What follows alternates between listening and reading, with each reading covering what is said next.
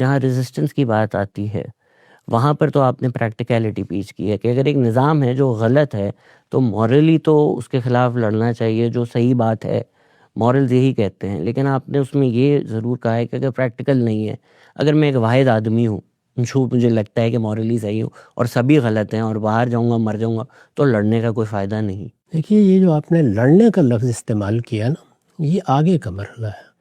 پہلی چیز یہ ہے کہ اگر کوئی چیز اخلاقی لحاظ سے غلط ہے تو مجھے شہادت دینی ہے کہ یہ اخلاقی لحاظ سے غلط ہے۔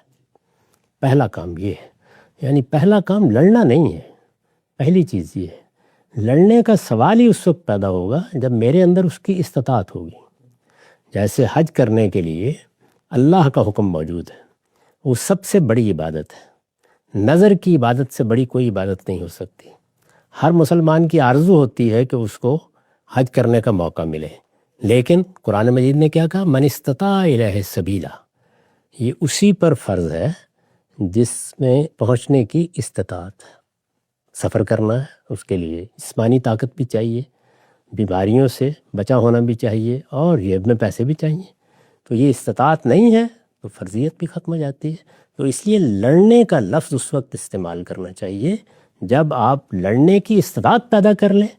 اب البتہ اگر آدمی لڑنے سے اجتناب کرتا ہے، اس کو میں نے بیان کیا بارہا کہ آپ نے اندازہ کیا کہ میرے سامنے ایک ایسی صورتحال ہے جس میں بالکل واضح ہے علم و عقل کی روشنی میں کہ میں اگر لڑوں گا تو میں کامیاب ہو جاؤں گا۔